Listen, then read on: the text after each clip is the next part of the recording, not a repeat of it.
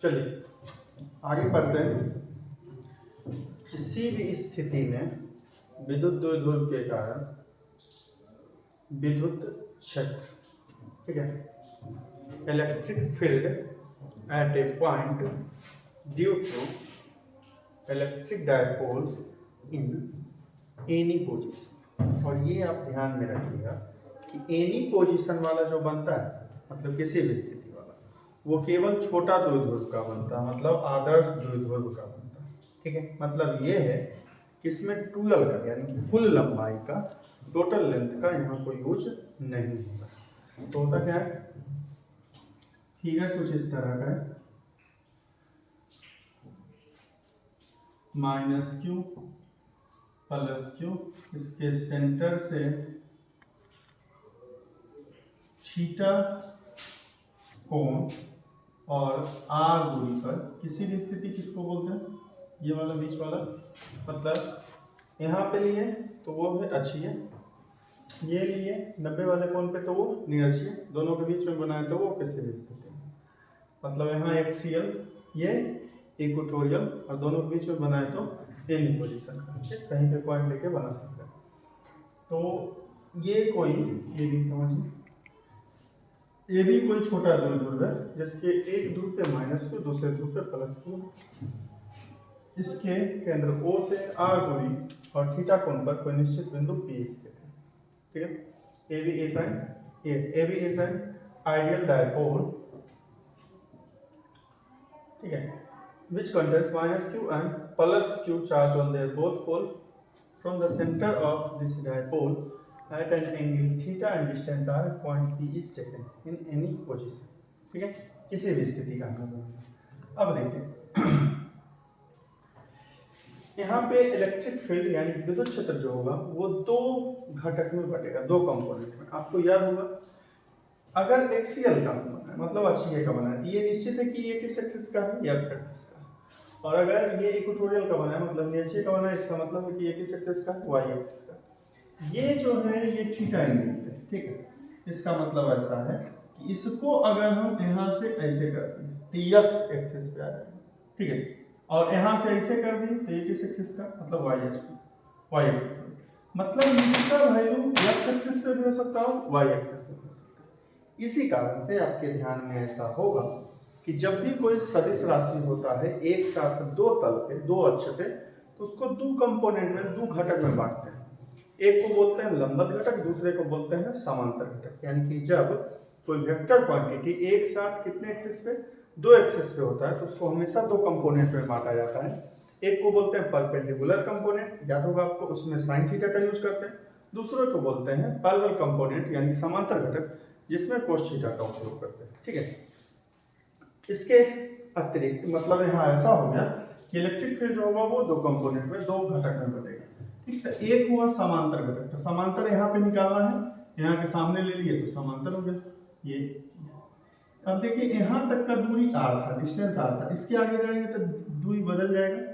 इस पे कोई पॉइंट ले लिया हम x, यहाँ से छोटा सा एक दूरी है dr, ठीक। और ये इलेक्ट्रिक फील्ड का यानी विद्युत क्षेत्र का समांतर घटक है, विद्युत क्षेत्र को E से, और क्योंकि ये दूरी बदल जाएगा इस कारण से इसको लिखना ER, और सदिश राशि होने कारण ER वेक्टर के रूप में। ठीक, दूसरा इसका लंबवत घटक।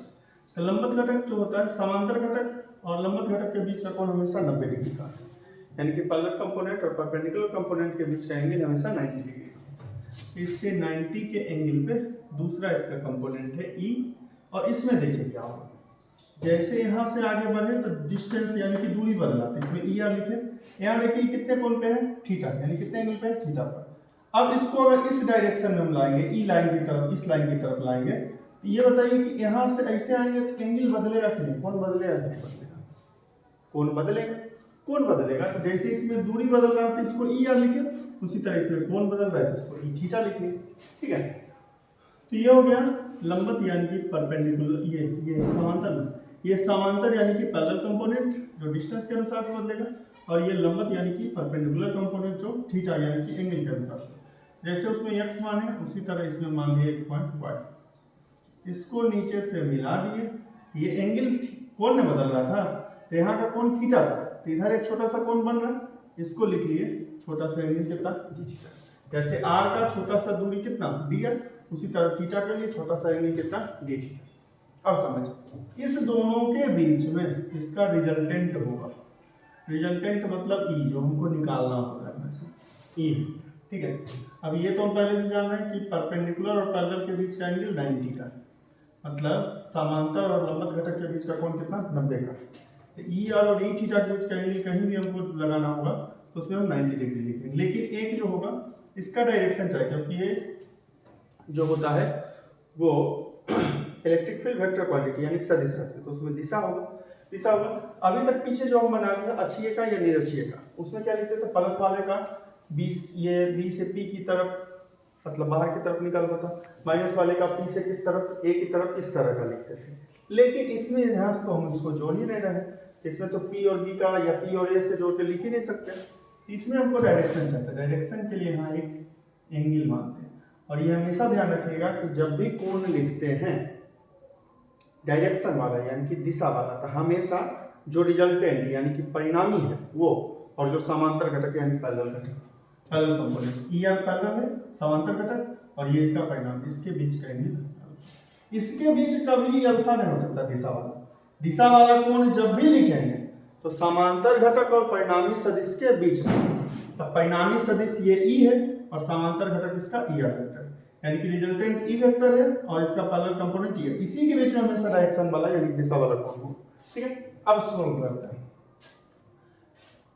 ई आर का अगर वैल्यू निकालते हैं तो हम जानते हैं इलेक्ट्रिक फील्ड और इलेक्ट्रिक पोटेंशियल में जो रिलेशन होता है, यानी विद्युत क्षेत्र और विभव में जो संबंध होता है, तो E R is equal to minus D, और ये पी एक्स लिख रहे हैं, P X minus D by D R होता है ना रिलेशन वो, तो माइनस डी, और पी से एक्स तक का वैल्यू हमको दिख रहा है कितना डी आर, तो डी आर लिख लीजिए, ठीक है।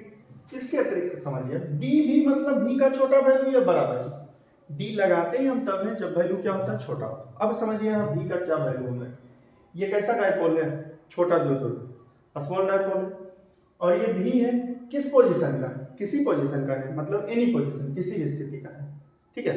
तो किसी भी स्थिति का आदर्श द्विध्रुव के लिए हम पीछे पढ़े हैं, विभव का जो फॉर्मूला होता है आदर्श द्विध्रुव का 1/4πε0 p cos theta by r square, यानी due to small dipole electric potential in any position v is equal to, ये फॉर्मूला था जो पीछे आप पढ़े होंगे, ठीक है। इस v का वैल्यू आपको यहाँ पे रखना है, तो हो गया, और E R is equal to minus D, v का value 1/4πε0 p cos theta by r square, नीचे में डी आर, यहाँ जो भी है इसके बदले ये भी वाला वैल्यू रखें। यही वैल्यू क्यों रख रहे हैं ये भी आप समझ सकते हैं, यही वैल्यू क्यों रख रहे हैं, क्योंकि ये जो है हम बना रहे हैं किसका, किसी भी स्थिति का, मतलब एनी पोजीशन का, ठीक, बना रहे हैं किसके कारण से, छोटे द्विध्रुव यानी कि स्मॉल डायपोल, और किसका, किसी भी स्थिति का। तो किसी भी स्थिति के लिए हम स्मॉल डायपोल के लिए पोटेंशियल पढ़ चुके हैं पीछे, v का फॉर्मूला था 1/4πε0 p cos theta by r square, इतना आंसर, इसी कारण से यही वैल्यू यहाँ पे रखा गया। dv है मतलब v का छोटा वैल्यू, एनी पोजीशन का यानी किसी भी स्थिति का रखना आदर्श द्विध्रुव के लिए, इस कारण से यही वाला वैल्यू यहाँ रखें। अब देखिए डिफरेंशिएशन अवकलन, r है तो डिफरेंशिएशन केवल r वाले का, डिफरेंशिएशन केवल r वाले का, आपको हमेशा बताते हैं इंटीग्रेशन और डिफरेंशिएशन जैसा टर्म है इनटू में है तो इंटीग्रेशन वाले में, डिवाइड में तो डिफरेंशिएशन वाले, मतलब r वाले को अंदर रख के बाकी सबको बाहर, तो माइनस 1/4πε0 p cos थीटा, ये बाहर हो गया 1/r स्क्वायर बाय थीटा, ठीक है। अब करते हैं इसको, माइनस 1/4πε0 p cos थीटा, देखिए 1/r स्क्वायर है तो इसको पहले ऊपर कर लीजिए पावर को, तो d r पे पावर -2 बाय डी आर। अब उसका डिफरेंशिएशन करके आपको दिखाते हैं क्या वैल्यू होगा, वो रफ में लिख रहे हैं, डिफरेंशिएशन करना है r पे पावर -2 का, तो डिफरेंशिएशन में क्या करते हैं, सीधे जिसका करना है उसको लिख लिया r पे पावर -2, जितना पावर है उसको पहले आगे में लाके इंटू कर दीजिए, गुना कर दीजिए, और जितना पहले पावर है उसमें एक माइनस कर दीजिए, तो -2 r पावर -3, तो -2 ये ऊपर में है तो माइनस, नीचे चलाएगा तो प्लस, यानी कि इसका डिफरेंशिएशन का जो वैल्यू होगा वो होगा -2/r3।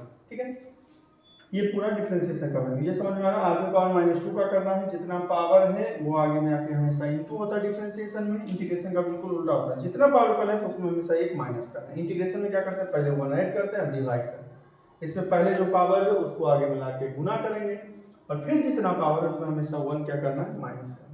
ठीक है, इससे ये वैल्यू आ गया। अब इसका वैल्यू जब हम रख देंगे तो हो जाएगा -1/4πε0 p cos थीटा, और इसका डिफरेंशिएशन -2/r3। अब देखिए आपके पास माइनस माइनस प्लस हो जाएगा, तो 1/4πε0 2p cos theta bye r3, ये er का वैल्यू आ गया। जैसे हम पीछे निकालते थे E1 और E2, उसी तरह इसमें एक बार er बनाना और एक बार e थीटा का वैल्यू बनाना। er जो है दूरी के कारण बदल रहा है, जबकि e थीटा जो है वो एंगल यानी कि कोण के कारण बदल रहा है। दूसरा फिर से बनाते हैं इसका, कौन सा, लंबवत घटक यानी कि परपेंडिकुलर कंपोनेंट e थीटा वाला। तो फिर से वही रिलेशन हमको लगाना है, तो e theta is equal to -d, जैसे इसमें हम क्या लिखे थे p से x, उसी तरह इसमें क्या लिखेंगे p से y, py। ठीक है, अब py का वैल्यू, इसमें तो px हमको दिख रहा था फिगर में कि dr, लेकिन py यहाँ दिख नहीं रहा। अब py नहीं दिख रहा है तो आप एंगल के लिए फॉर्मूला जानते हो, length of arc by radius, यानी कोण का सूत्र होता है चाप की लंबाई बटे त्रिज्या, l बटे r। यहाँ देखिए कोण इसका एंगल कितना है d थीटा, त्रिज्या का काम यहाँ r करेगा और चाप की लंबाई py, मतलब एंगल की जगह थीटा की जगह d थीटा, चाप की लंबाई का वो नाम है py और त्रिज्या का r। तो py का वैल्यू क्या हो जाएगा r इंटू d थीटा, यानी कि एंगल d थीटा है, लेंथ ऑफ आर्क py है और रेडियस की काम यहाँ पे क्या कर रहा है r, तो py चाहिए तो r इधर डिवाइड है, मतलब भागा था इधर आके इंटू, मतलब py का वैल्यू कितना है r इंटू d थीटा, तो -dv/r इंटू d थीटा। ठीक है, अब फिर से जो b का वैल्यू यहाँ हम रखे थे, ये वाला वैल्यू फिर से यहाँ पे रख दीजिए, तो -d, v का value 1/4πε0 p cos theta by r² r into d theta हो गया। अब देखिए अभी तुरंत आपको बता er है dr नहीं, यहाँ देखिए dr, तब r वाले का डिफरेंशिएशन किए थे, लेकिन यहाँ भी r है, d के बाद टर्म क्या है थीटा, यानी कि इस बार डिफरेंशिएशन केवल किसका, थीटा वाले टर्म, थीटा वाले पद का होगा cos थीटा। ठीक है, तो यहाँ से अलग करते हैं बाकी सबको, -1/4πε0 p बाय r², ये ऊपर का लिखे, यहाँ एक r पहले से into d cos theta bye t theta. पिछली बार जो यहाँ कर रहे हैं, यहाँ और यहाँ में अंतर दिख रहा है, यहाँ d के बाद क्या था r था, तो केवल r वाले टर्म का यानी कि r वाले पद का डिफरेंशिएशन हो, यहाँ d के बाद थीटा है, r है, dr आता तब r वाले का डिफरेंशिएशन होता, लेकिन यहाँ r है तो r वाले का डिफरेंशिएशन ना होकर यहाँ d के बाद थीटा, या थीटा वाले का डिफरेंस मतलब cos थीटा का डिफरेंशिएशन होगा। तो ये हो गया -1/4πε0 p बाय r3, और cos का आपको डिफरेंशिएशन इंटीग्रेशन जो बेसिक में बताया होगा याद होगा, इसका क्या होता है -sin थीटा। अब देखिए फिर से माइनस माइनस वैल्यू हो गया किसमें प्लस में, तो 1/4πε0 p by r3 p sin theta, ये दूसरा वैल्यू निकल गया किसका e थीटा का। इस तरह से अब हमारे पास er का वैल्यू, और जैसे पीछे हम e1 और e2 निकालते थे उसी तरह एक er है और दूसरा e थीटा। अब हमको रिजल्टेंट का वैल्यू चाहिए, रिजल्टेंट का मतलब e का वैल्यू, यहाँ फॉर्मूला लगा देंगे रिजल्टेंट वाला, er का स्क्वायर प्लस e थीटा का square plus 2 er e theta cos theta. सबसे पहले er और e थीटा, er और e थीटा के बीच का एंगल हमेशा 90 डिग्री, क्योंकि एक जो है वो समांतर घटक है, दूसरा लंबवत घटक, मतलब एक जो है वो पैरेलल कंपोनेंट है और दूसरा परपेंडिकुलर, इसके बीच एंगल हमेशा से 90 डिग्री है। यहाँ थीटा के बदले 90 रख दिए, तो क्या हो जाएगा ई आर का स्क्वायर प्लस ई थीटा का square plus 2 E R E theta cos 90 degree E R का स्क्वायर प्लस ई थीटा का square plus 2 E R E theta cos 90 का वैल्यू कितना 0, 0 से इंटू होके ये पूरा वैल्यू भी 0 हो जाएगा। तब आपके पास केवल बचेगा क्या ई आर का स्क्वायर प्लस ई थीटा का स्क्वायर। ठीक है, बिल्कुल अभी तक जो हम किए एक बार ई आर सिर्फ जो हम रिलेशन जान रहे संबंध जान रहे थे minus D V by D R वही वाला सूत्र लगाए। एक बार पी एक्स है नाम उसका दूरी का और एक बार पी वाई है। एक बार पी एक्स का लिखे डी आर और पी वाई का निकाल के रखे तब आर इंटू डी थीटा। एक बार ई आर का वैल्यू निकाले और एक बार डी थीटा का, उसके बाद रिजल्टेंट के लिए हम वैल्यू रख दिए। अभी तक यहाँ इतना किए। अब हमारे पास इसका थीटा का जगह 90 रखें, 90 डिग्री रखें, 90 रखने के बाद कोस 90 का वैल्यू 0, 0 होने से ये पूरा वैल्यू 0। अब बचा ई आर का स्क्वायर प्लस ई थीटा, दोनों समीकरण का वैल्यू रख दीजिए इक्वेशन फर्स्ट और इक्वेशन सेकंड का। Putting the value of equation first and second यानी कि समीकरण 1 तथा 2 का मान रखने पर क्या हो जाएगा ई आर का वैल्यू आपके पास क्या है 1/4 pi epsilon not 2p cos theta by r cube इसका स्क्वायर प्लस ई थीटा का क्या है 1/4 pi epsilon not p sin theta by r cube इसका स्क्वायर। दोनों में आप कॉमन ढूंढिए, कॉमन क्या होगा 1/4 pi epsilon not p by r cube, दोनों में कॉमन निकाल लीजिए बाहर 1/4 pi epsilon not p by r cube, लेकिन दोनों पे क्या था स्क्वायर था। यहाँ क्या बचा 2 और cos थीटा, एक केवल बचा क्योंकि 1/4 पाई एप्सिलॉन नॉट भी बाहर है, p भी बाहर है और r क्यूब भी बाहर है। इतना जब बाहर है तो यहाँ बचा हुआ क्या क्या है 2 और cos थीटा, तो 2 cos थीटा का स्क्वायर और यहाँ केवल बचा हुआ है sin theta plus sin theta का स्क्वायर। सब रूट में है, ये रूट में है और यहाँ इनटू है। ये देखें ये बाहर नहीं निकलेगा, ये हमेशा ध्यान रखें क्योंकि बीच में क्या है प्लस है। A square plus B square plus 2 में यहाँ रहता तो ये निकलता, लेकिन ये जो है ये इनटू में बीच में प्लस का साइन है ये इनटू और इनटू वाला सीधे निकल सकता है तो स्क्वायर और रूट, तो एक बाहर सीधे 1/4 pi epsilon not p by r cube. इसका कीजिए बाकी जो बचा 2 का वर्ग 2 का स्क्वायर कितना 4 cos थीटा का वर्ग cos स्क्वायर थीटा मतलब cos स्क्वायर थीटा हो गया इसका plus sin square theta. Answer यहाँ तक छोड़ा जा सकता है। ठीक है, लेकिन देखिए ये sin स्क्वायर थीटा है और ये cos square theta. cos square theta एक नहीं इसीलिए एक रहता ना तो आंसर कितना cos square plus sin square का वैल्यू कितना 1, लेकिन cos स्क्वायर 4 है sin स्क्वायर एक ही है तो एक तो इसके साथ कर सकते हैं ना। कहने का मतलब ये है कि cos square theta plus sin square theta कर देंगे, लेकिन ये 4 है तो 3 को अलग कर देंगे, एक को ये अलग कर देंगे। इसको हम ऐसा लिख सकते हैं 1/4 pi epsilon not p by r cube. उसके बाद फिर इसको लिख लेंगे क्या 3 cos square theta plus cos square theta plus sin square theta. यहाँ जो 4 था ना उसको 3 और 1 करके लिख लिया 3 प्लस 3 प्लस 1 कितना 4। अब क्या होगा ये cos स्क्वायर थीटा और sin स्क्वायर थीटा मिलके 1 बना देगा यानी कि जो e का last value e is equal to 1/4 pi epsilon not p by r cube 3 cos square theta और ये बन गया कितना 4। ये है एनी पोजीशन का यानी किसी भी स्थिति का विद्युत क्षेत्र। लेकिन इसमें हमेशा आपको ध्यान ये रखना है कि ये केवल बनेगा किसके कारण से स्मॉल डायपोल यानी कि छोटे द्विध्रुव के लिए। ठीक है, अब इसी का जो नोट है वो ऐसा है कि क्या अगर इसमें थीटा का रख रहे हैं कितना कल पीछे भी बताया आपको जब एक्सियल तो थीटा का वैल्यू 0 रखिए यानी कि अक्षीय के लिए थीटा का वैल्यू 0 रख दीजिए तब आ जाएगा आंसर। और निरक्षीय के लिए यानी कि इक्वेटोरियल के लिए थीटा का वैल्यू कितना 90 रख दीजिए तब वैल्यू आ जाएगा। जब आपके पास किसी भी स्थिति का वैल्यू पता हो तब यानी कि एनी पोजीशन का वैल्यू पता हो तब।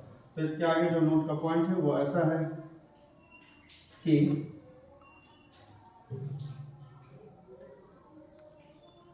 थीटा एक्सियल पोजीशन के लिए पहला अक्षीय स्थिति के लिए थीटा उसमें 0 रखिए तो e बराबर 1/4 pi epsilon not p by r cube 3 cos square है तो 3 cos स्क्वायर 0 डिग्री और प्लस 1 तो देखिए 1/4 pi epsilon not P/r³ 3 cos 0 का वैल्यू 1 होता है, 1 का स्क्वायर प्लस 1, तो 1/4πε0 P/r³, 3 1 का स्क्वायर 1 ही होगा, 3 × 1 कितना 1 और प्लस 1 टोटल लिख लेते हैं 4। अब 4 का रूट कितना, 4 का 4 का वर्गमूल 2 होगा, 1/4πε0 2p बाई। आप देख लीजिएगा पीछे पलट के, अच्छी स्थिति का आपका आदर्श द्विध्रुव का यही आंसर होगा, यानी कि एक्सियल पोजीशन का, आइडियल डायपोल का यही, क्योंकि आइडियल का ही बनता है, एनी पोजीशन में बनता है केवल किसका, आइडियल का, यानी कि आदर्श द्विध्रुव का, तो वैल्यू भी केवल आइडियल का ही। ठीक, दूसरा नोट इसी में क्या कर सकते हैं आप, 90 रख सकते हैं, किसके लिए, एक्सियल के लिए नहीं, एक्सियल के लिए 0, इक्वेटोरियल के लिए कितना 90, तो जब इक्वेटोरियल पोजीशन में होगा तो थीटा का वैल्यू 90, यानी कि निरक्षीय स्थिति के लिए 90, cos 90 का वैल्यू 0, 0 का स्क्वायर तो 0 प्लस 1, यानी कि 1, और 1 का रूट भी कितना 1। तो देखिएगा आप इक्वेटोरियल का पीछे पलट के निरक्षीय स्थिति का यही वैल्यू आपके पास आता है। और तीसरा एक बचा इसका डायरेक्शन, इसका ई का, ठीक है। तो नोट के थर्ड पॉइंट में है ई का क्या डायरेक्शन होगा, ई का क्या डायरेक्शन होगा ये समझिए। डायरेक्शन जब भी आपको निकालना, मतलब दिशा जब भी निकालना, हमेशा tan थीटा का डायरेक्शन निकालना। जब भी किसी सदिश का दिशा निकालना हो आपको हमेशा वैल्यू निकालना है किस थीटा का, tan थीटा का। डायरेक्शन ई का निकालना है तो tan अल्फा निकालना है, नोट का थर्ड पॉइंट tan अल्फा निकालना है। tan अल्फा में यहाँ समझिए आप कि कौन होगा इसमें हाइपोटेनस, कौन होगा बेस और कौन होगा परपेंडिकुलर, यानी कौन होगा कर्ण, कौन होगा लंब और कौन होगा आधार। तो ये हमेशा ध्यान रखिए, ये जो बीच का परिणाम वाला रिजल्ट वाला आंसर होता है, रिजल्टेंट वाला, ये होता है आंसर हाइपोटेनस का, यानी कि कर्ण। अब बचा हमें ढूंढने के लिए लंब का और किसका, आधार का, यानी कि बेस का और परपेंडिकुलर का। तो बेस एंगल से जुड़ा हुआ ये हमेशा, तो ई अल्फा है, इसका मतलब है कि ये क्या होगा, बेस होगा, बेस जो होगा इसका ये होगा, ठीक है। बेस यानी कि आधार, आधार ई आर है। तो तीसरा जो बचा वो क्या बचा, ई थीटा, ई थीटा केवल लंब का आंसर बचा है, परपेंडिकुलर का। तो tan थीटा मतलब p/b लंब बटे आधार यानी कि परपेंडिकुलर बाय बेस। तो ई आर, ये ई थीटा उल्टा लिखा, E theta by E R, E theta और ई आर का वैल्यू हमें पता है। इक्वेशन फर्स्ट में ई आर का है और इक्वेशन सेकंड में किसका, ई थीटा का है, दोनों का वैल्यू आप रख दीजिए। 1/4πε0 इसका p sin theta by r³ और इसका है 1/4πε0 2p cos theta bye r³। 1/4πε0 1/4πε0 से कैंसिल, p से p कैंसिल, r³ से r³ कैंसिल, ऊपर में बचा sin थीटा, नीचे में बचा 2 cos थीटा, ठीक है। sin थीटा और 2 cos थीटा बचा तो क्या हो गया, मतलब हो गया कि tan अल्फा जो है वो बराबर है sin बाई cos कितना, tan थीटा बाई 2 के। और अगर हम आगे अल्फा केवल चाहिए डायरेक्शन के लिए तो tan इधर का इन्वर्स हो जाएगा। इन्वर्स मतलब tan inverse tan theta by 2, ये हो गया इसका डायरेक्शन यानी कि दिशा।